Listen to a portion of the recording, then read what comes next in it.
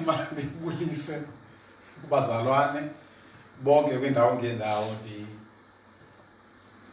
ndibulise noma umfundisi uMjongoli apha ekhaya. Kulovuyo bazalwane uphinde sidibane nani again. Sihlangana apha kule live streaming session.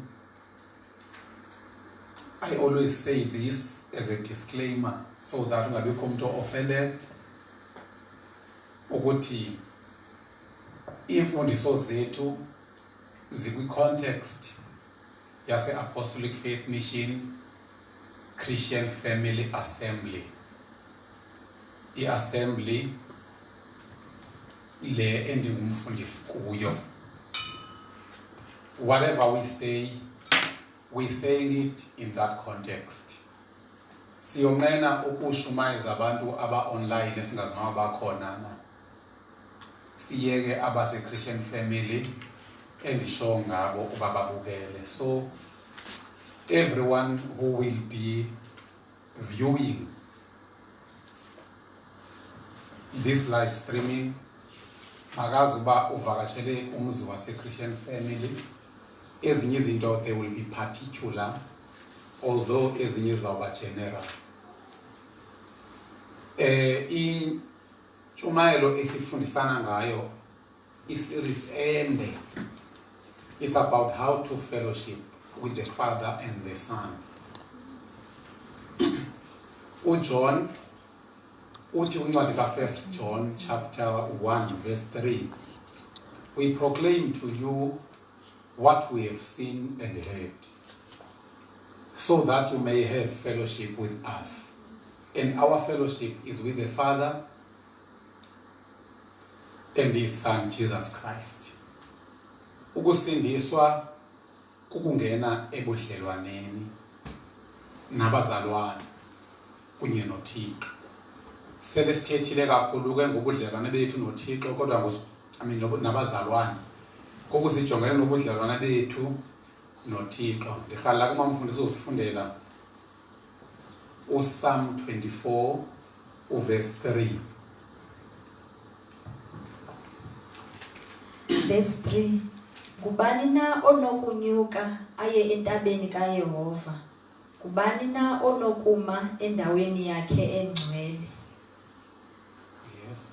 Ngozandla zimsulwa, onhliziyo inyulu, ongawuphakamiseli kwinkohlakalo umphefumulo wakhe, ongafungiyo ngenkohliso.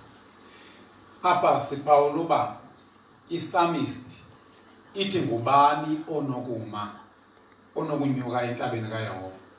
Ngubani ongaya ayoba in fellowship with the Father? Abe sebechaza ke uba ngonje nihlala kafule nasesingesini. Ithetha ukuthi lento xa uzohlala noThixo ezumzali awunohlala noba kanjani. And nathi thina singabazalwane fanele si witness i-difference in your life. Into ethi nyani unobudlelwane nomzali. Umntwana ohlala yedwa nomntwana okhulele ebazalini abefani abo bantwana.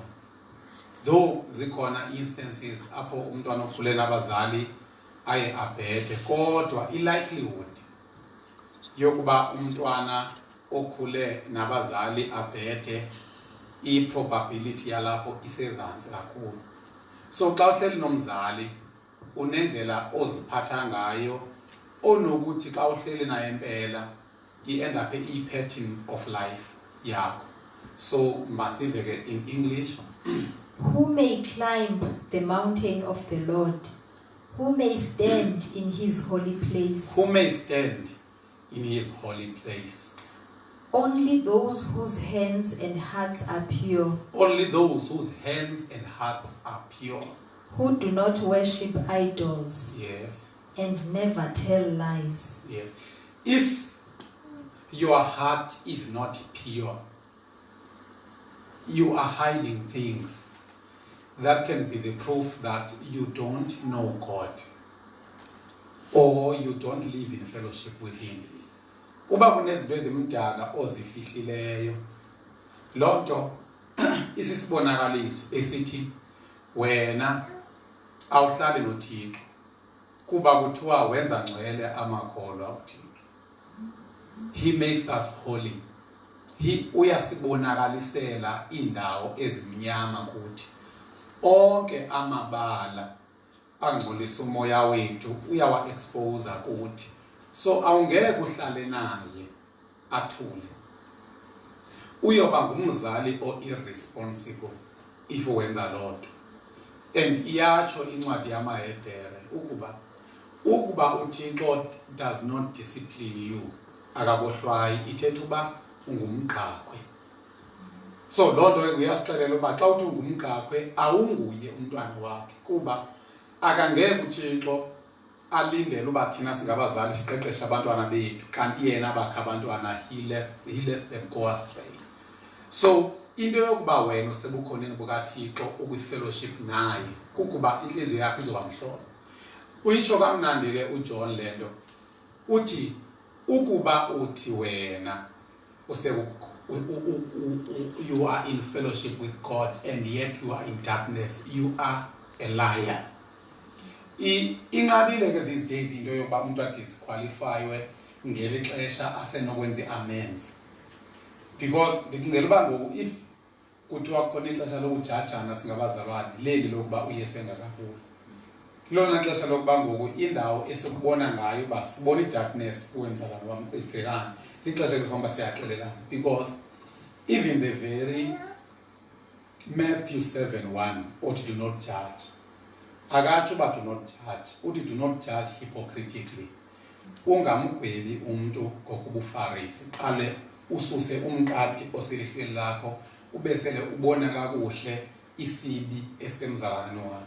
So if umzalwane unesibi aphila naso, ithetha ukuthi kune challenge kwi-fellowship yakho.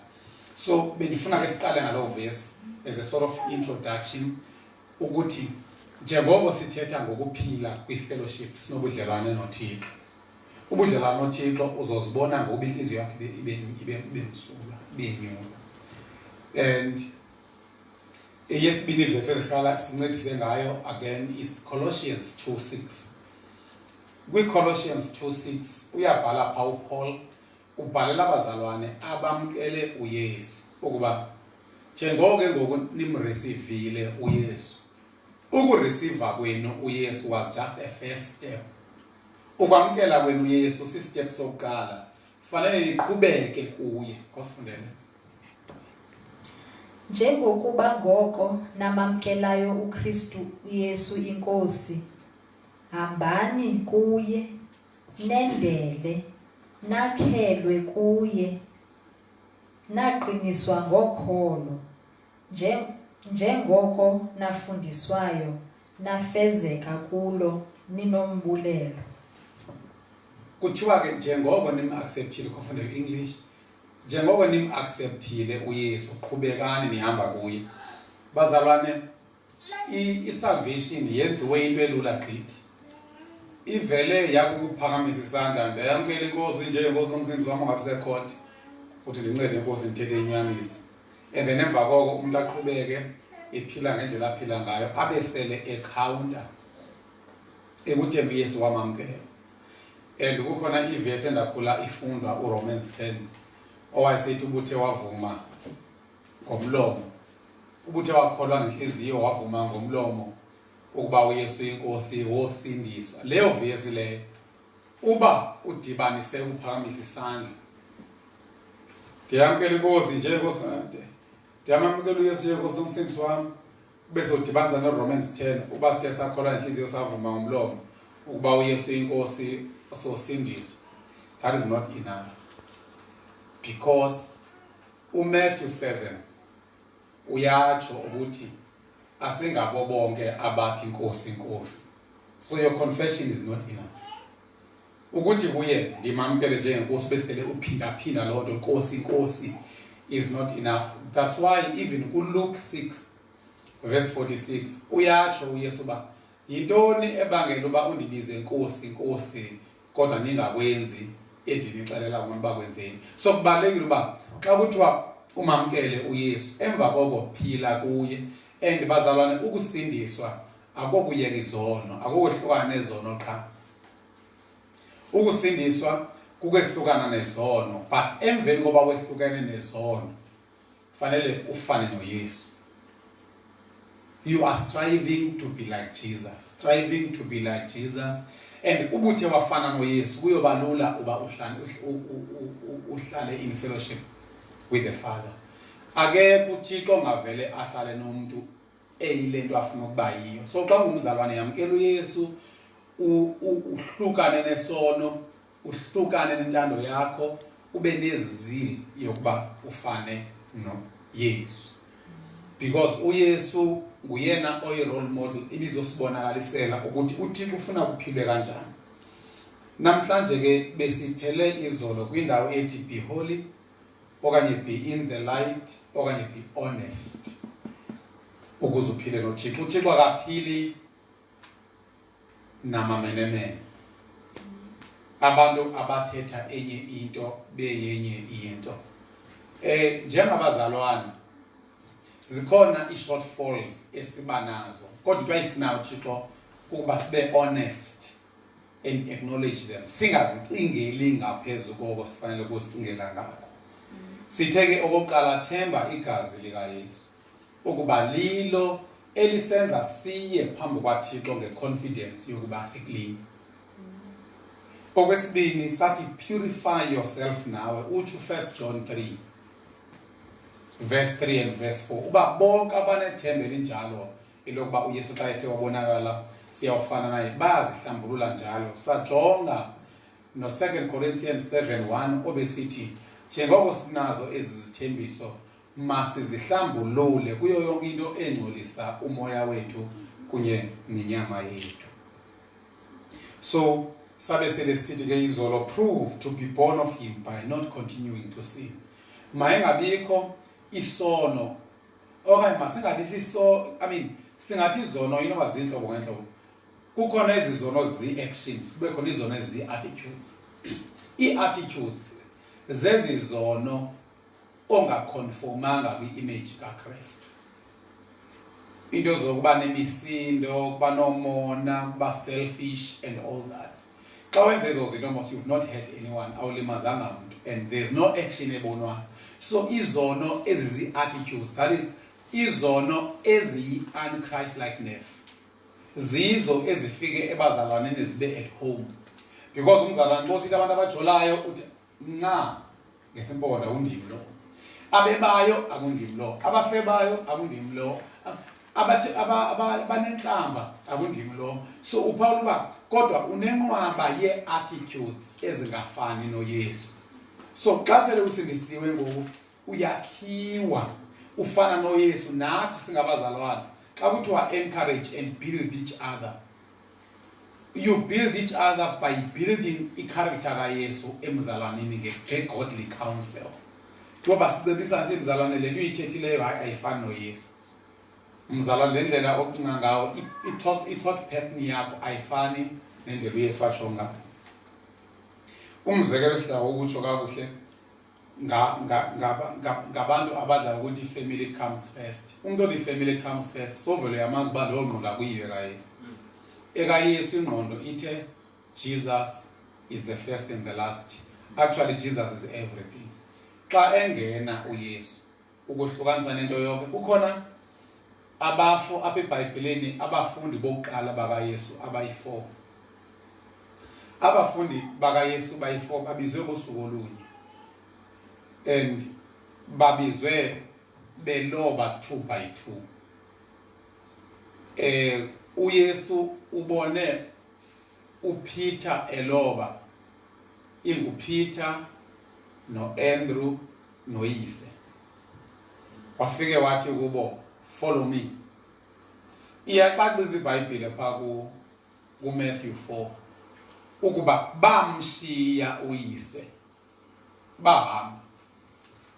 Zange athi uyise yenyana wandishiya ndiloba apha, hey Andrew naziya ulobo lwakho thatha qoqa, shiya yonke lonto, bashiya ibusiness yabo. which means xa usamkela uYesu uya adjusta ebomini bakho. Sendingena ke ngoku le point number 5 ethi be loyal and committed to him only. uYesu akahaleli ukuba ube attached kwenye into xa uzophila naye. Ngihamba umfundisi asejongele le verse kaAndrew no Petros behlukana bashiya uyisa wabafana. Uthe uYesu asanda uhamba kancinane neqhinga ababili futhi umfowabo nomfowabo uJohn noJames. uJohn neJames wafika wathi kubo ndilandeleni. Nabo abakange bathi ndicela ukukhupha ifishi yokugqibela. Basuke bamlandela wathi ndinenye profession endifuna niyenze ngo I want to make you fishers of men. So xa kuthiwa uzawuhlala noYesu kufuneka ungabi half hearted. Xa uzohlala noYesu inhliziyo yakho yonke mayibe committed kuye. Mayingabikho enye into attached kuyo. Ndikhumbula umfana phaya osisityeli phaa ku Luke 18. Ufika kuYesu lo mfana uthi what should I do? What good thing should I do to inherit eternal life? Ubonakale interested. uYesu abesele sithi if you want to be perfect, go sell what you have and give to the poor.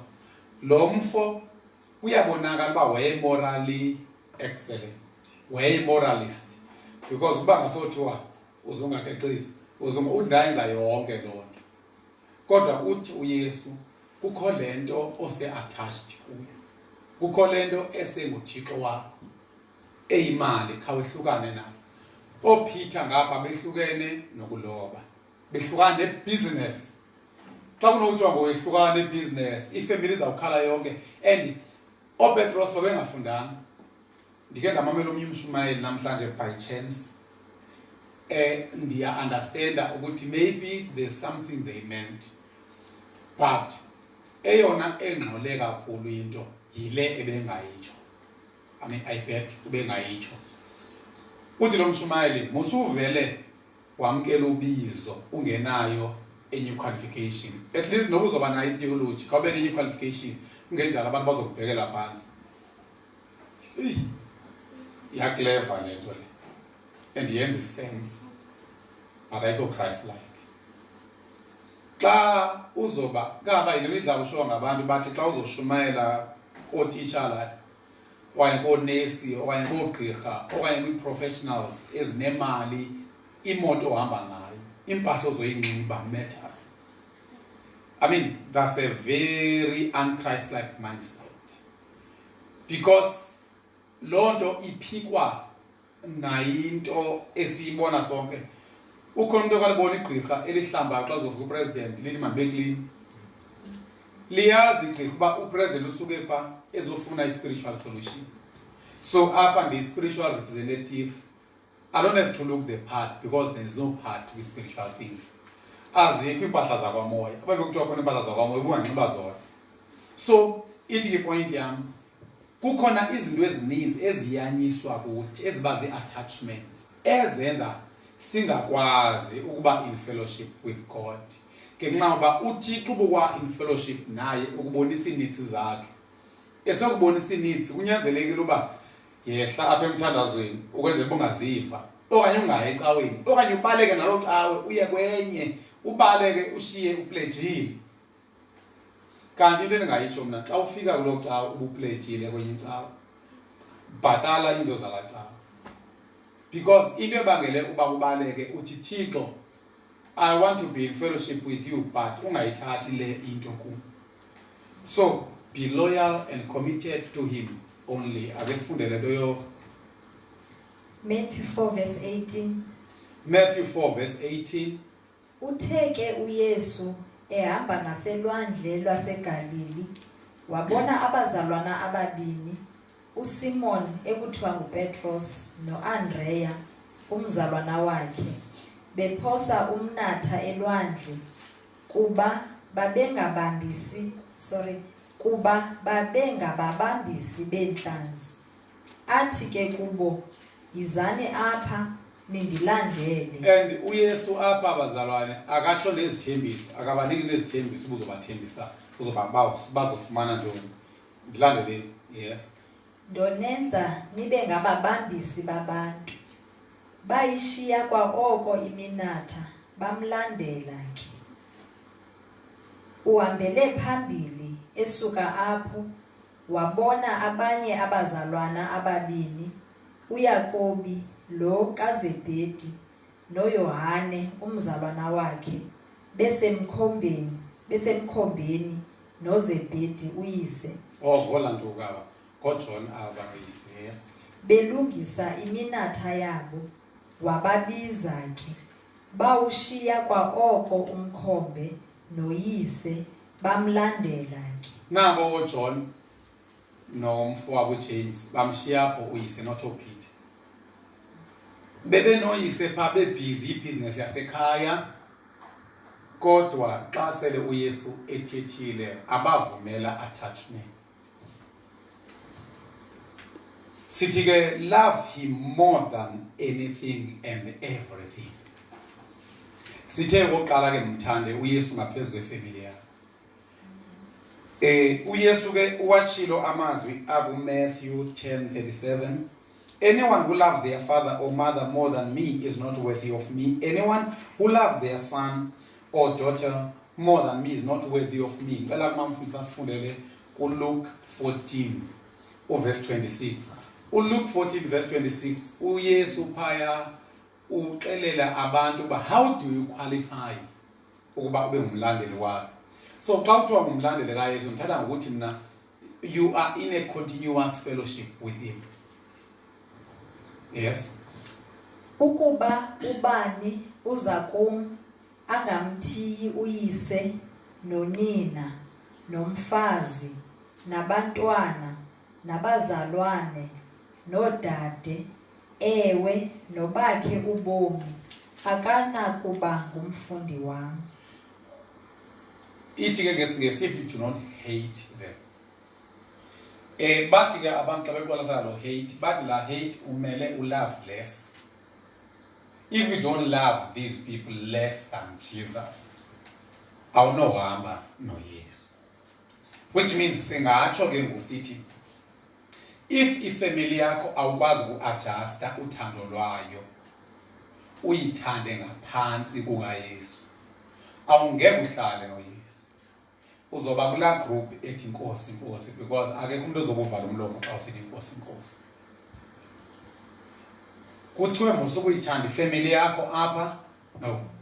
Kuthiwa yithande less than Jesus. When it comes to loyalties, you become loyal to Jesus. You become committed to Jesus. Xa kukho izinto ifamily ezidemandayo kodwa ingazuba hurt xa ungazenzanga, uba loyal kuYesu. uYesu ufuna umuntu ozohlala naye athi uYesu xa sithi yenza into ethile ungabusithi Yesu uzoqala ngento ethile. Uba ungumuntu othi ndizawuqala ngento ethile uthi uYesu you cannot be my disciple. And iyoyikeka lento and ayishunyayelwa into yoba ngenye imini ukubiza amarhamente ukuthi bazalwane zonixelela uba ngobani abangeke babe ngabafundi bakaYesu. Uke uthi kaba ingathi ndizoke ndibe nayo intshumayelo bethi disqualified by Jesus. Because I think abazalwane they need that because bacingela uba uYesu desperate for people. Kanti uYesu unabantu abadisqualify uba awungeke ube umfundi wami, awungeke ube umfundi wami, awungeke ube umfundi wami. And phaya kuLuke 14 mamfundisa ngasifundela verse 25 uba sike sijonge iaudience kaYesu atsho kuyo lamazwi. Apho uYesu adisqualify abantu ukuba utsho kutheni. Yes. Ke kaloku kwaye kuhamba naye izihlwele ezikhulu, wajika wathi kuzo. Now uYesu ubona iCrowds but endaweni yobathi wow ibandla lam likhulu yi-mega church uthi let me disqualify some kwaba bantu ndibaxelele uba ukuhamba nam kuzoba ne-cost. Ukusindiswa akuna cost kodwa ukuhlala naye uYesu kune-cost yokuba fanele umthande ngaphezu kwefamily. Okwesibini umthande ngaphezu i-commitments zintoni? Ngaphezu kwe-earthly commitments, ngaphezu kwezinto efanele uzenzile zasemhlabeni, ingabikho into ephuthuma ngaphezu kwe-commission, ngaphezulu kwento oyithunywa nguYesu. Leyo nto siyayibona umzekelo wayo kuLuke 9 verse 59, apho kuthiwa khona indoda yathi, Yesu, ndizawuyenza le nto iyitshoyo yokuba ndikulandele, kodwa ndicela uqale ndithini? Ndiyongcwaba utata wam. Ikhona abazalwane i-commitment esemhlabeni ebaluleke ngaphezu kokungcwaba uyihlo. Nditsho nasemsebenzini, xa ufaka nje i-leave form, i-approver iseza xa kuthiwa kubhubuyise, kwabona baplena usuku abazawuya bayovela ngalo because uselusizini. Kodwa uYesu uthi, out of this greatest commitment, ayikho strong kakhulu. Ndikhumbula umfundisi, not kuba wayezongcwaba ke yena, owayezoshumayela kwinkomfa yabantu abatsha last year e-East London, uDr. Jacobs. Nguye ne? Yes. Yeah, ekuthiwa wathi xa esehla kwi-flight, no, kwi-GBM eCape Town, not kwi-youth conference, kwi-GBM yeCawe eCape Town, xa elendisha or esehla ke esiye enkomfeni apho azoshumayela khona, weva uba utata wakhe ubhubhile. If yayingomnye umntu, wayezodi ngokuze leyo ehlile abhukhe elandelayo, kodwa wakwazi ukuba aye econferenceni, afika yenze ipresentation yakhe, sitsho sifumane i-PCD points zethu, emva koko abesele exolisa ehamba. Khawuzikale ke mzalwane wami wena, ukuba wena lo athi uYesu ekuthuma uba yenza into ethile, utsho unobenani wento, ukuba mhla koze kubhubho wakho utata, inoba uyoze kwayi-flight, uphume kuyo uye ngasemva ucimba uyagoduka, bakubona uzula phaa ephasejini ucinga sele uhamba. It will be unfortunate uba le flight yakho izolendisa kule ndawo usiyakho. Otherwise kona sakubona usiya at the back, uzibone ngathi uyagoduka. Ndimxelele inyani bazalwane bam, asikakulungeli ukuhlala noYesu. And if asizamanga ukuhlala naye ngendlela yakhe apha emhlabeni, sawufika kuye ngala judgment day sithi Nkosi, Nkosi, athi I never knew you. So sithi ke mayingabikho musukuthi xa uThixo kuthuma into uzoqala ugqiba indlu yakho, uzoqala uthenga ibhedi, uzoqala uthenga isofa, uzoqala upeyinte umzi, uzoqala uthenga cellphone entsha, uzoqale wenze uThixo uyakuthuma yona yenze ngeli xesha atsho ngayo. Mthanda ngaphezu kwe-earthly commitments, enye into, you should value him uThixo more than earthly permissions. Imvume zasemhlabeni, musuba ngumzalwane ofuna ukwenza intando kaThixo kuba bevume bonke abantu emhlabeni. Xa icacile instruction kaYesu ngobomi bakho, musa ukufuna ukuthi kuvume wonke umuntu. Ngaba ndikhumbula xa ndandizo ya eBible College, ndixelela abazali bam ngembeko kazi enkulu, utata zange adavume ncam, wavele wathula.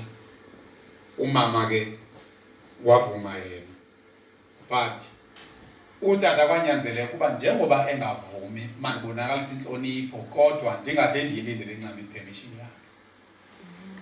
Kukhona abazalwane abangayenzi intando kaThixo nxa bafuna ipermission yamadoda abo, bafuna ipermission yabafazi babo, bafuna ipermission yabazali babo, bafuna everyone emhlabeni adabe cool with the decision of saying yes to Jesus. Kanti xa ungumzalwane kufanele uYesu atyhileke kuwe ngale ndlela achaza ngayo uYesu bukumkani bamazulu. Uthi bufana nendoda eyabona iperile enexabiso. Yathi soyibona le perile enexabiso, yayishiya yahamba yayothengisa yonke into ebinayo, yazothenga lo mhlaba, yafumana le perile. If Jesus can't outvalue, uba khona igama le-English elinjalo, everything on earth ngeke uhlale nayo. And uyahalela uYesu ukuzazi ukuba une-value ngaphezulu kwabantu bonke. Akekho umuntu emasicela ipermission kuye ukwenza intando kaThixo.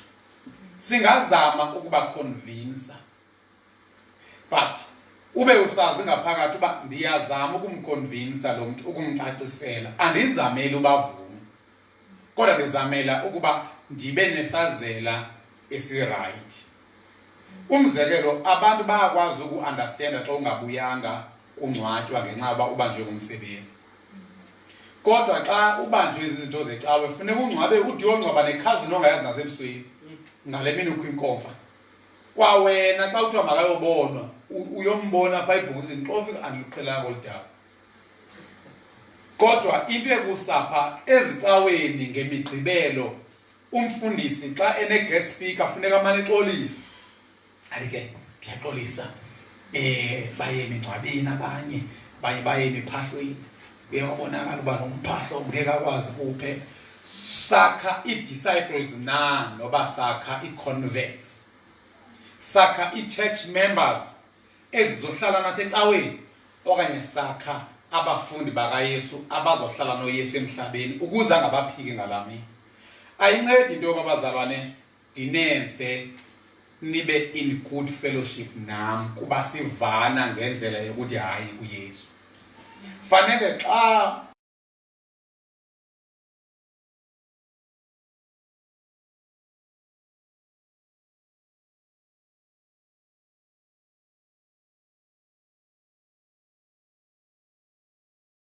nje seletshilo uYesu uba you cannot be my disciple.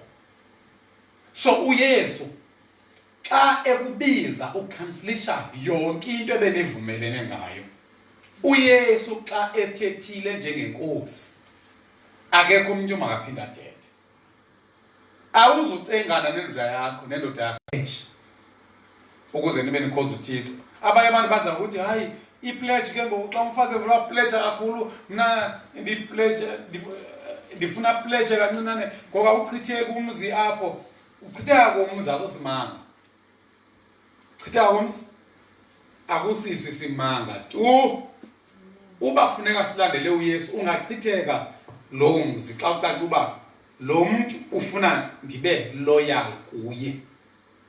Xa kufuneka ndikhethe phakathi kwaYesu nawe, I will always choose Jesus.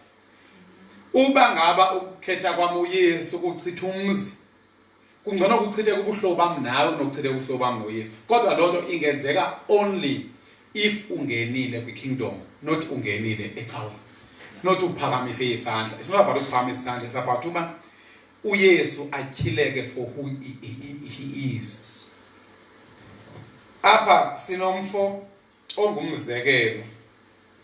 Yimizekelo ke le bazalwane. These are not prescriptive, they are descriptive. Zi-prescriptive in terms of ukuthi uYesu itshilo kuMatthew 10 nakuLuke 14. Kulama vesi imizekelo akutsho uba masingabangcwaba abantu.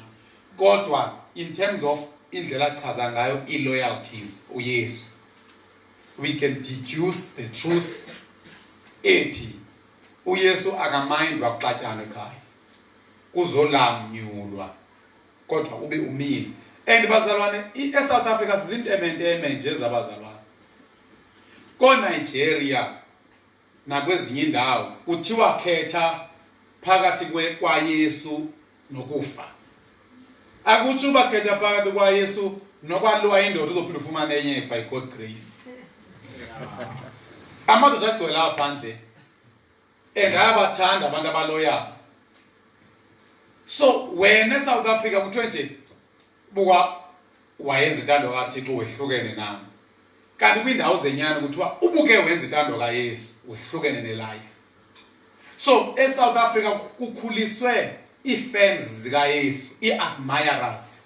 Abantu abathi hure Jesus hure, abamenza uYesu abe yi-celebrity. I-celebrities ngabantu esibabekele phezulu kodwa sibathobela ndithi. So uYesu doesn't want to be a celebrity, he wants to be the Lord of your life. awungeke ube noyesu wami uxhoma izithombe zakhe unxiba izikipa ezithi Jesus is number 1 umbhale ezimotweni akafuni ukubhalwa ezimotweni ufuna ukuthotyelwa. He wants to take control of your life. And ukuthe inkosi awakwenza ukuthanda kwabawo angeke kathi uyakwazi. So ithi le ndoda kuYesu masifundele mamfundisi kuLuke 9 verse 61 and 62. Wathi ke nomnye sizamela ke bazalwane sorry mamfundisi ukuba sikwazi ukuhlala noThixo. Yes. Wathi ke nomnye ndiyakukulandela Nkosi kodwa ndivumele kuqala khe ndiye kubulisa abo basendlwini yam. Uthe ke uYesu kuye akukho namnye usibekileyo isandla sakhe epuluweni abe emana ekhangela kokusemva. Still another man said, I will follow you. That is, I will be in fellowship with you, Jesus. Lord, but first let me go back and say goodbye to my family.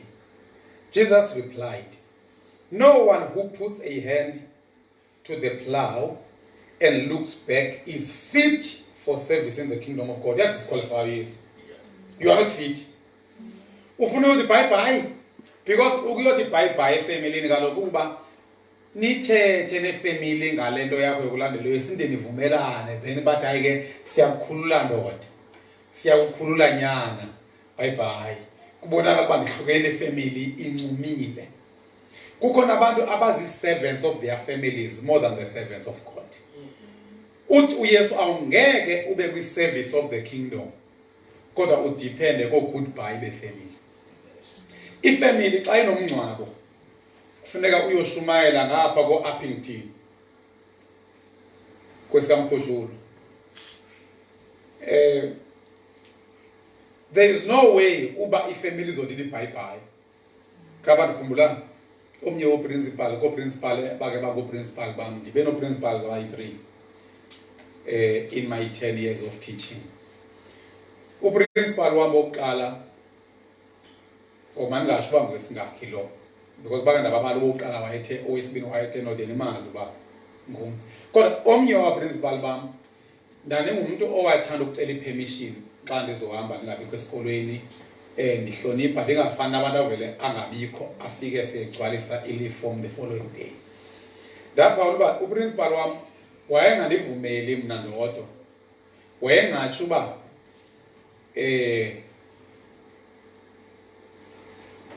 okay mfundisi hamba wayesoloko esithi hayi ungahamba ke ndibhala uba xa ndihamba qho khona ngondizazi uba ndinazo i-leave xa ndihamba akuvunywanga ncam kodwa into ndayiphawulayo kuba uba kho into ebendiyoyenza edolophini ebalulekileyo khona ngowangavumanga yayisenzeka.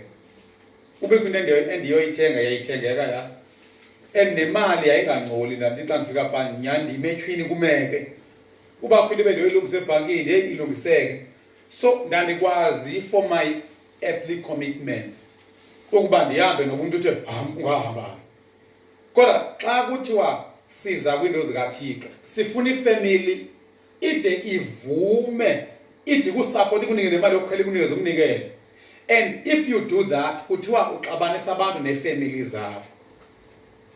Ndidla ubabuza abazalwane abe-Christian family ndidla unibuza abazalwane ukuba xa nicinga nixabanisa neefamily zenu na nithi nina hayi.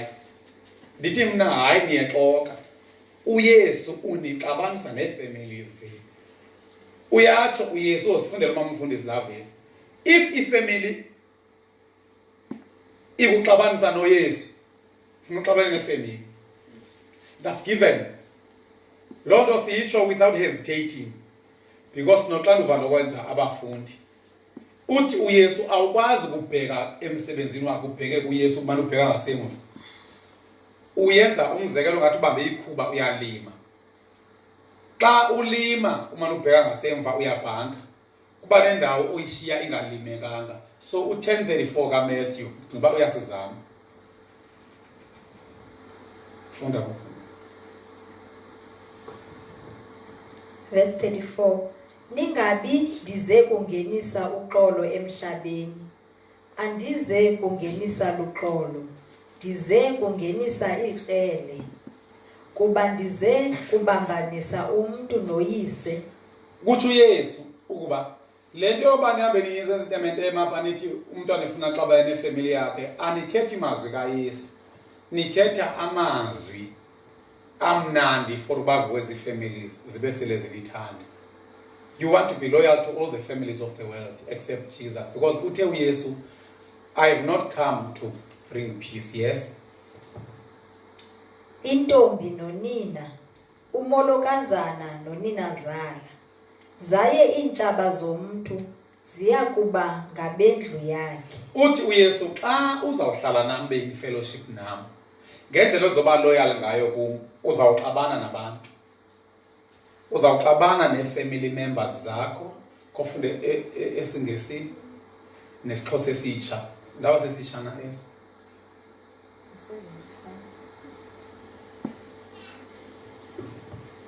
Khanibe nisetyisa lesi siyithethile bazalwane. Yes. Do not think that I have come to bring peace to the world. No, I did not come to bring peace, but a sword. I came to set sons against their fathers, daughters against their mothers, daughters-in-law against their mothers-in-law. Your worst enemies will be the members of your own family. Kusho kanjalo uYesu ukuba ndirhalela iversion ethi to turn a man against his father. Ndirhalela leyo so that abazalwane bangabedlala ngathi. Babe besithi yemfundisi ndiyakubona ngathi you are turning me against my family. No pastor is turning anyone against anyone's family. But ukungena kukaYesu neloyalty yakho kuYesu, uba ifamily yakho ifuna uphile ngendlela uYesu angafuna uphile ngayo, uYesu is going to turn you against your family. Yes.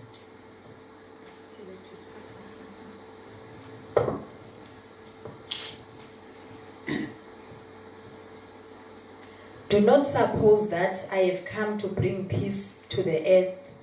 I did not come to bring peace, but a sword. For I have come to turn a man against his father, a daughter against her mother. Uthi uYesu, I didn't come to bring peace. Uba usevana kakhulu nomama wakho notata wakho ongafuniyo wenza intando kaThixo, you are not fit to be the disciple of Jesus. Yes. A daughter-in-law against her mother-in-law. A man's enemies will be the members of his own household. So xa uYesu ethotyelwa kuba ne-enmity between lo mzalwane naba bantu befamily. Enye ivesi nguLuke 12 apho uYesu iphinde yarekhodwa khona. uLuke 12 verse 49 uthi, I have come to bring fire on earth, and how I wish it were already kindled. But I have baptism to undergo, and what constraint I'm under until it is completed. Do you think I came to bring peace on earth? No. I tell you, but division. From now on, there will be 5 in one family, divided against each other, 3 against 2, and 2 against 3. They will be divided, father against son, and son against father, mother against daughter, and daughter against mother, mother-in-law against daughter-in-law, and daughter-in-law against mother-in-law. Kukhona abazalwane abahamba besithi kubathakazi, xa ufika kuthakatho wake emzini ufika uthakathe nawe. Xa ufika uthobela ungaxabani nomamazala, umamazala uphathwa kakuhle until axabanise noYesu. Esoxabanisa noYesu uvuka uqhulukushu ngesimpondo, qhushululu, isiphithiphithi. Kodwa wena ungumzalwane ungamzondi, kodwa yena makamkele uYesu wakho. Bazalwane, angamkeli wena. Don't sell yourself to people. Abantu mabaqala bamkela uYesu nendlela zakhe ukuze baphile kakuhle nawe. Kungenjalo kuzofuneka ba wena phuma kuYesu ujoyine bona. So xa ngumzalwane uthi ke uYesu apha no andizisanga xolo. Kuzovutha umlilo. Onzima umlilo nakuba lifikile. So if ufuna ukuphila in fellowship with Jesus Christ kuzoqhuza uthuli. Ngaphandle uba uzawuba in fellowship with people uncame uYesu uvane nabantu. So ukuze uphile in fellowship with God the Father and Jesus Christ his Son, you should be committed and loyal to him. Only bade batsho ukuthi kaloku khona iblackmail engabhadlanga edla utsho kulento ka welcome to Mamaland. Kuthiwe hayi lento lo mama wakunceda ukuzalela indoda. Nalo tata wakunceda ukuzalela indoda. Zi-blackmail ezingathethiwe. Kufanele ubaxelele uba uYesu wandifela emnqamlezweni. Ukuzalela indoda nokufela emnqamlezweni nokwenzelwa ubuhlobo noThixo. Nokuba ndibe ne-eternal life. Ndazi uba ndakufa ndiyakuvuyo longunaphakade awunakulinganiswa nokuzalelwa indoda. Ukuzalelwa kwami indoda ayo price tag yokuthengisa ngoYesu. uYesu wama kana price. So xa ngumzalwane ke uzophila in fellowship with God. Phila uYesu umvelisha ngaphezulu kwe-earthly permissions. Kaba nami nje bantu kumfundisi nje afala ngiqale ufumana ipermission ibona abazalwane bencumile xa sokwenza intando kaThixo. Xa senza intando kaThixo senza intando kaThixo naba bangabafundi bakaYesu. Umfundi kaYesu makame ecaleni abe ekhalaza edumuzela lonto edumuzela siyaqhuba thina abafundi. And before you qualify yourself umecaleni bese uqualify ka disqualify kanti ba you are not worthy of him. Elandelayo, you should love him more than the earthly securities. I-earthly securities bubomi bokuba ube nezinto or abantu to count on. Kukuba nobomi obuntofontofo. Owaziyo uba ungavela le covered, uba ungavela le kuba nobomi obucovered. More than earthly securities, uba nobomi obusecure. Cela ke sifundelwe ngomnye umzekelo lo ku Luke 9 verse 57 and 58 ngomnye umzekelo womuntu owayezolandela uYesu. And uYesu kuyo yonke lo Luke iyacacisa uba it is the cost of following Jesus. Kuba xa ukwi-fellowship noYesu anihambi nje alongside each other. Wena ulandela uYesu nguye who calls the shots. Yes, khawufunde ke ithi apha kumi. As they were walking along the road, a man said to him, I will follow you wherever you go. That is, I'll be in fellowship with you. Jesus replied, foxes have dens and birds have nests, but the Son of Man has no place to lay his head. Yes. Kwathi ke bakubona ukuba bayahamba ngendlela, wathi othile kuye, ndiyakukulandela apho kuthe waya khona Nkosi. Waza uYesu wathi kuye, iimpungutye zinemingxuma neentaka zezulu zineendawo zokuhlala, ke yena unyana womntu akanayo nendawo angalalisa kuyo intloko yakhe. Abantu abaninzi even abazali abangabazalwane banento ethi if umntwana wami ndimnike imfundo ndimnike isonka ubomi bakhe bunjani buseflo. Uba ndimshiyele ilifa investments is 1 million indlu umntwana kwindawo ezibizayo umntana wami ndimnikeza because ubomi bakhe buzoba ne-earthly securities. Kodwa uthi uYesu apha uba ulandela mna uze wazi uba ulandela lo ongenani endawo yokulala owegqithwa nazempungutye. So don't come to me and expect ukuba uze kumi to be earthly secured. And abazalwana abaninzi xa beshumayela uYesu bashumayela uYesu we-earthly securities. or uYesu ode athathwe ngabantu with carnal minds. uYesu bamthengisa ngokuba abe ngathi uzozisela abantu ezinto zifunwa inyama yabo. Kuthiwe ukuza kuYesu uyophila ucinezelo, uzoba nobutyebi, uzoba nemfundo, uzoba nemali, uzoba rich, nempahla yakho nje funa ibonakala uba ngumzalwane. Kubonakala uba ukhonza ophezu konke. Silver and gold belongs to him. Therefore, angawunkinkitshela part of the silver and gold that he owns. So, uYesu oshunyayelwayo akungoYesu othi yiza kumi uncame konke. AkungoYesu othi xa uze kumi it will cost you everything. It will cost even your life when you have to follow me. It will cost your will. It will cost your riches. It will cost some of the relationships. Obunye ubuhlobo obunabo xa ulandela mna you have to adjust. Ezinye izinto ubunazo xa ulandela mna fanele uadjust. And uba siyajonga lamfo owafika kuYesu wathi angenza ntoni ukuze inherit eternal life. uYesu wafika nje mhlekazi ufuna kuhamba nami eternal life, you have to adjust. Khawuye uthanda imali kangaka if you want to be perfect. Lamfo kwanye zamashiye kwalo Yesu emka. So nawe xa ungumzalwane there is no need uba uthi uqhatha abantu uthi uYesu waye rich kuba impahla wezinxiba zazibiza ukwenzela uba bonke abantu beze kuYesu kube rich. Nawe xa uzoshumayela there is no need for you to look rich because ukuguquka kwabantu baguqulwa ngumoya engcwele abantu. They abaguqulwa yilook yakho, and abantu abaguqulwa yilook yakho izoba ngabantu who look like you. So ifuna xa ungumzalwane wazi uba uYesu esemlandelayo nguYesu okwaziyo ukumlandela ube luhlwempu uthi yofa xa efuna.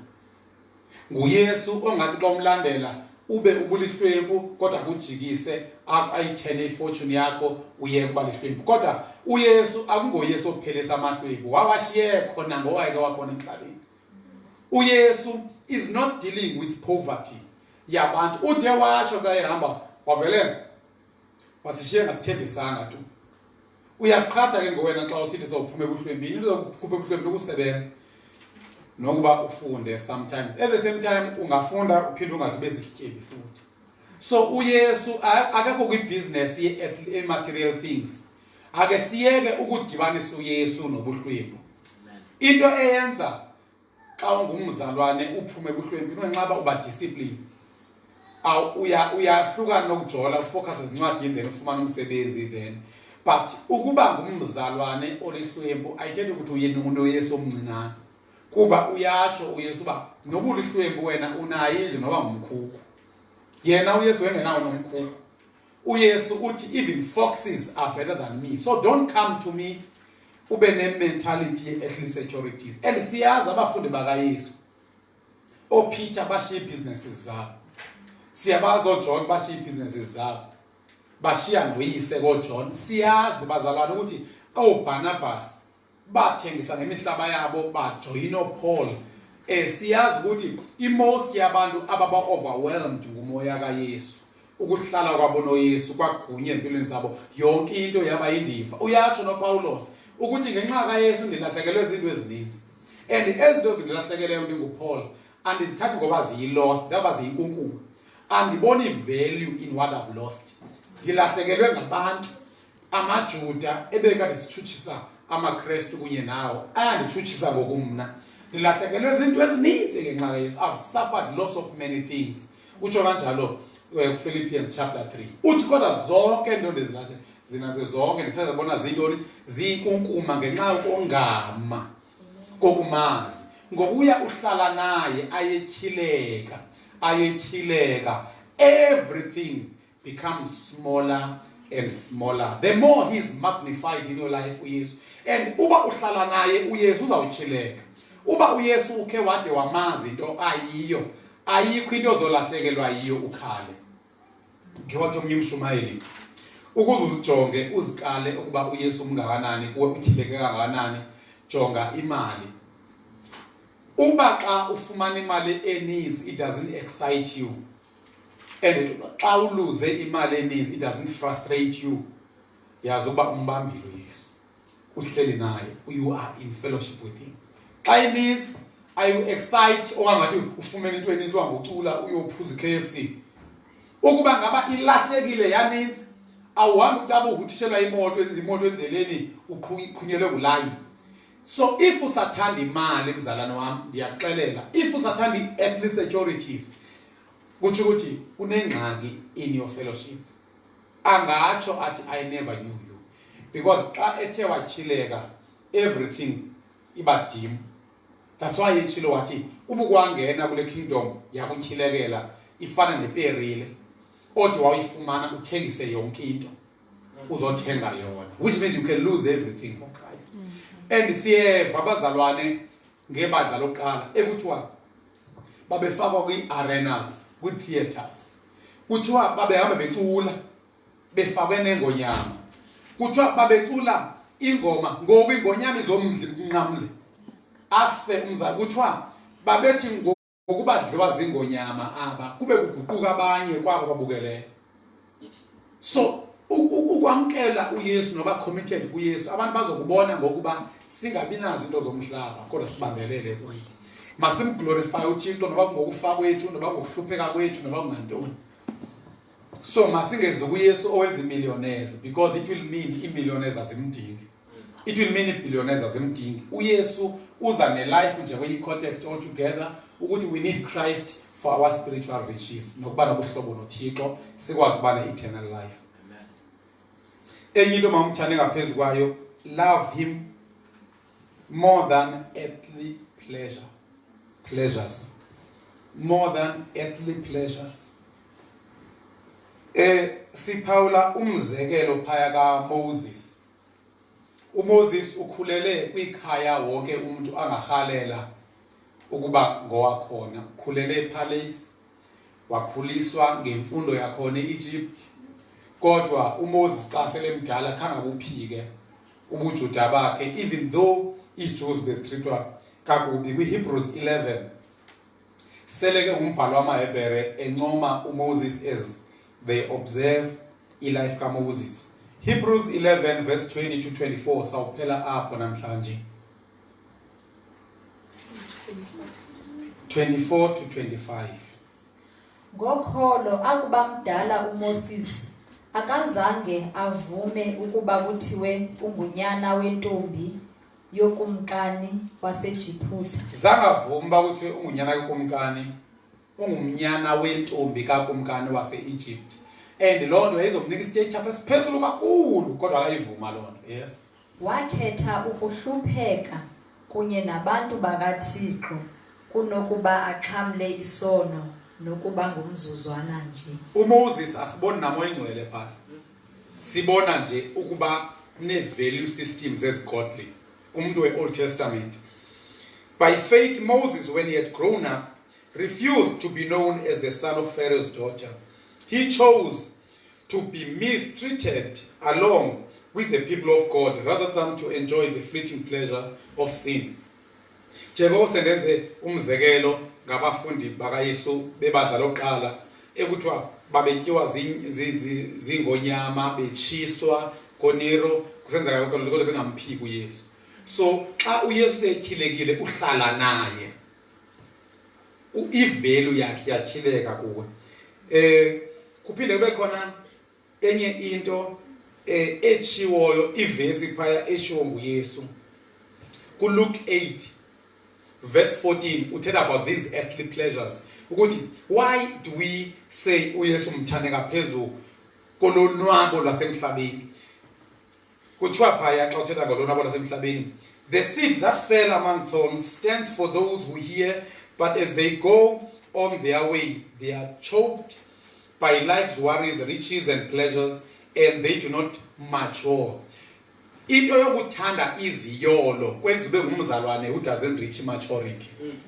Kuba izwi likaThixo olivileyo lichokwa kukuthanda iziyolo.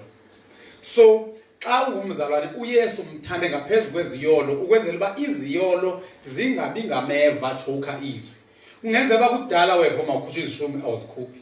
Kudala kwathiwa kwenza kuya kwe-building fund awukho building fund, awuyenzi yonke into because uyayonwabela imali yakho, uyazonwabela into zakho, ubanjwe lulonwabo. Enye into esizovala ngayo kwalapha kwi-pleasures prophet, I mean, uyatsho phaya uPaul again kuTimothy, uba ngemihla ugqibela abantu bazobanjani. 2 Timothy 3 verse 4. Uti, 2 Timothy, people will be treacherous, rash, conceited, lovers of pleasure, rather than lovers of God. Abantu abaninzi uThixo bamthanda less than iziyolo. Bayakwazi bababukela isoccer 2 hours, babukela tennis ubusuku bonke, cricket, I mean, ubusuku bonke. Kodwa xa uthiwa kuyiwe ecaweni, into zikaThixo mazikhawuleziswe. Because abathandi kwa ukuhlala bevintwe naye phakathi. Uthi umbuzeni nawo, yeyiphi into ongxamela kuyo? Ziziyolo nobungxamela kuThixo. Yeyiphi indawo where you lose track of time? Kuxa umamele into zikaThixo uzidla ngaye okanye xa useziyolweni. Abantu bayakwazi ukubukela imovie, movie umuntu imini yonke ebukela inhlobo ze-movies kuba ziziyolo. Kodwa xa uthiwa makuzwe kuYesu, uYesu makathethe 1 hour sohlukana. Ziyaphela ibundles zami, iyaphela yonke into. Abantu they spend a lot for ulonwabo, bayakhuphana baye ko-spare, baspend 800 rands, 1000 rands, but xa kuzwa kwezikaThixo izinto fanele solo zifumaneka mahala okanye zibe short. The last thing endifuna ukuyitsho about this pleasure, uPawulos uyayala uTimothy uba makadile kanjani abantu abathanda pleasure. Verse 5 ka2 Timothy 3 verse 5 uthi, these people are having a form of godliness, but they are denying its power ngendlela abaphila ngayo. Have nothing to do with such people. So xa uthanda uYesu ke ngosithi uYesu umthande ngaphezu kwabantu abanesimo sobuzalwane kodwa bethanda iziyolo. Hlukana nabo bantu ngenxa yokuthanda uYesu. Noba kukhazini yakho, noba kumfundisi wakho ekufuneka enze show ba xa kudlala iChiefs nePirates iservice ibafutshane, noba ngumama wakho, noba nguanti wakho, noba ngubani wakho, makangabikho umuntu othanda iziyolo oclose kuye. Othi ngoku kungene iservice abethi channel wenze enye into akwenza ube busy iziyolo, hlukana nabo. So ithi ke umthande ngaphezulu kweziyolo nabantu abathanda iziyolo. Siyathandaza ke bazalwane. Into esithandazela kuba uYesu sibe committed kuye. Uba ngabakhange ube committed ngoluhlobo uyasiqhatha. Uzosho ngale mina I never knew you.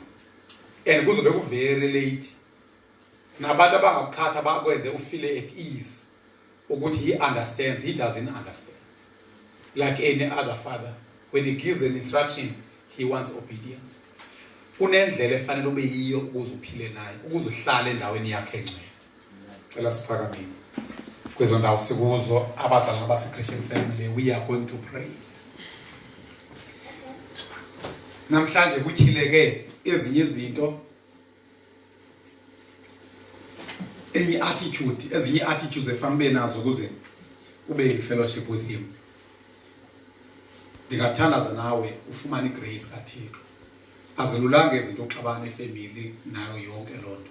But namhlanje God can empower you as you raise your hand and I pray with you. Heavenly Father, we thank you that tonight you've shown us how we should be in order to live with you, in fellowship with you. Siyazi sikhathiwe kwangathi uxolelwa kwezono zethu, we can live anyhow. Kodwa Thixo namandla siye evezweni lakho kubhaliwe ngokucacileyo ukuthi we need to have a certain character. We need to have certain attributes. We need to be in a certain way, have certain attitudes, not to qualify to be saved, but to have and enjoy fellowship with you. In Jesus' name we pray that today you may give us courage and remind us by your Spirit each and every time we are to show such traits. In Jesus' name, amen. See you tomorrow 7 p.m. Thank you.